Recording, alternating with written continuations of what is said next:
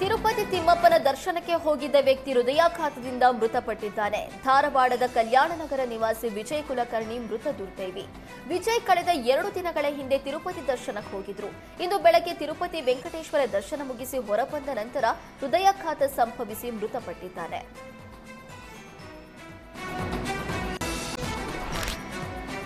ಕುಡಿದು ಬಂದು ಗಲಾಟೆ ಮಾಡ್ತಿದ್ದ ಹಾಗೂ ಕೆಲಸಕ್ಕೆ ಹೋಗದೆ ಕಳ್ಳತನವನ್ನೇ ಕಾಯಕ ಮಾಡಿಕೊಂಡಿದ್ದ ತಮ್ಮನನ್ನ ಅಣ್ಣನೇ ಕೊಲೆ ಮಾಡಿದ್ದಾನೆ. ಬನ್ನೇರುಘಟ್ಟ ಪೊಲೀಸ್ ಠಾಣಾ ವ್ಯಾಪ್ತಿಯಲ್ಲಿ ಘಟನೆ ನಡೆದಿದೆ. ಧನರಾಜ್ ಅಣ್ಣನಿಂದಲೇ ಕೊಲೆಯಾದ ಯುವಕ ಶಿವರಾಜ್ ತಮ್ಮನನ್ನೇ ಕೊಲೆ ಮಾಡಿದ ಆರೋಪಿ. ಕಾರ್ನಲ್ಲಿ ಮರ್ಡರ್ ಮಾಡಿ ಬನ್ನೇರುಘಟ್ಟ ಕಗ್ಗಲಿಪುರ ರಸ್ತೆ ಬದಿಯ ಪೊದೆಯಲ್ಲಿ ಶವ ಬಿಸಾಡ್ ಹೋಗಿದ್ರು. ಬಳಿಕ ಪೊಲೀಸರು ತನಿಖೆ ನಡೆಸಿದಾಗ ಕೊಲೆ ರಹಸ್ಯ ಬಯಲಾಗಿದ್ದು ಅಣ್ಣನೇ ತಮ್ಮನನ್ನ ಹತ್ಯೆ ಮಾಡಿರುವುದು ಬೆಳಕಿಗೆ ಬಂದಿದೆ. ಸದ್ಯ ಆರೋಪಿ ಅಣ್ಣ ಶಿವರಾಜ ಸೇರಿ ಕೊಲೆಗೆ ಸಾಥ್ ನೀಡಿದ 3 ಆರೋಪಿಗಳನ್ನ ಪೊಲೀಸರು ವಶಕ್ಕೆ ಪಡೆದಿದ್ದಾರೆ. ಮಹದೇವಪುರದಲ್ಲಿ ಮತಕಳ್ಳತನ ಆರೋಪ ಪ್ರಕರಣಕ್ಕೆ ಸಂಬಂಧಪಟ್ಟಂತೆ ಎಲೆಕ್ಟ್ರಾನಿಕ್ ಸಿಟಿ ಪೊಲೀಸ್ ಠಾಣೆಯಲ್ಲಿ ಎಫ್ಐಆರ್ ದಾಖಲಾಗಿದೆ. ಲೋಕಸಭಾ ಚುನಾವಣೆಯಲ್ಲಿ ಮತಕಳ್ಳತನವಾಗಿದೆ ಅಂತ ರಾಹುಲ್ ಗಾಂಧಿ ಆರೋಪ ಮಾಡಿದ್ರು. ಇದೀಗ ಮಹದೇವಪುರ ಕ್ಷೇತ್ರದ ಮತದಾರ ರಾಜು ಎಂಬುವರು ದೂರು ನೀಡಿದ್ದಾರೆ. ನಕಲಿ ಮತದಾರರನ್ನ ಪಟ್ಟಿಯಲ್ಲಿ ಸೇರಿಸಲಾಗಿದೆ. ಈ ಮೂಲಕ ಜನಾದೇಶವನ್ನ ಬುಡಮೇಲು ಮಾಡುವ ಪ್ರಯತ್ನ ಮಾಡಲಾಗಿದೆ. ಇದರಲ್ಲಿ ರಾಜಕೀಯ ಪಕ್ಷದ ಸದಸ್ಯರು, ಖಾಸಗಿ ವ್ಯಕ್ತಿಗಳ ಕೈವಾಡವಿದೆ. ನಾನೊಬ್ಬ ಮತದಾರನಾಗಿ ಪ್ರಕರಣದ ಸಮಗ್ರ ತನಿಖೆಗೆ ಆಗ್ರಹಿಸುತ್ತಿದ್ದೇನೆ ಅಂತ ದೂರಿನಲ್ಲಿ ಉಲ್ಲೇಖಿಸಿದ್ದಾರೆ.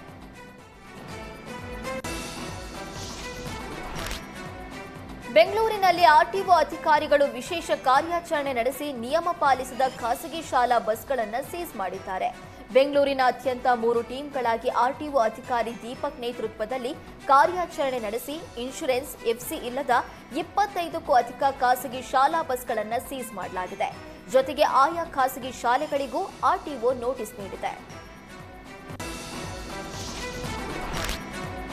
ದ್ರಾಕ್ಷಿ ಬೆಳೆ ವಿಮೆ ಬಾಕಿ ಹಿನ್ನೆಲೆ ವಿಜಯಪುರದ ತೋಟಗಾರಿಕೆ ಇಲಾಖೆಗೆ ರೈತರು ಮುತ್ತಿಗೆ ಹಾಕಿದ್ದಾರೆ. 2024-25 ಸಾಲಿನ ದ್ರಾಕ್ಷಿ ಬೆಳೆ ವಿಮೆ ಬಾಕಿ ಉಳಿಸಿಕೊಂಡಿದ್ದಾರೆ.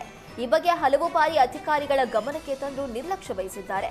ಕೂಡಲೇ ಬೆಳೆ ವಿಮೆ ನೀಡಬೇಕು ಅಂತ ರೈತರು ತೋಟಗಾರಿಕೆ ಜೆಡಿ ಪ್ರಭುರಾಜ್ ಅವರಿಗೆ ಮುತ್ತಿಗೆ ಹಾಕಿ ಆಕ್ರೋಶ ವ್ಯಕ್ತಪಡಿಸಿದರು.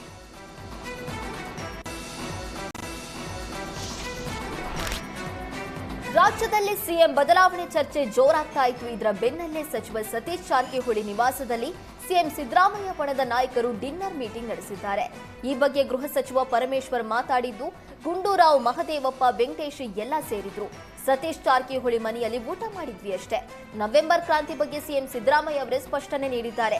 ಯಾವ ಕ್ರಾಂತಿಯೂ ಇಲ್ಲ, ಯಾವ ಭ್ರಾಂತಿಯೂ ಇಲ್ಲ.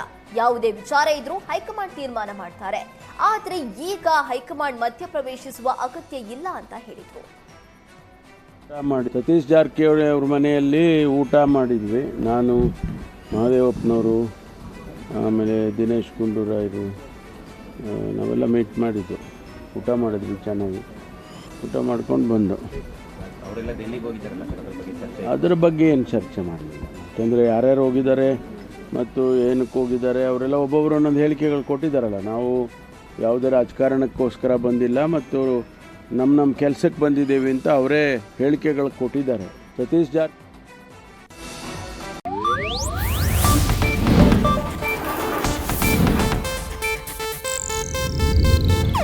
ಇದು ಏಷ್ಯಾನೆಟ್ ನ್ಯೂಸ್ ನೆಟ್ವರ್ಕ್ ಪ್ರಸ್ತುತಿ.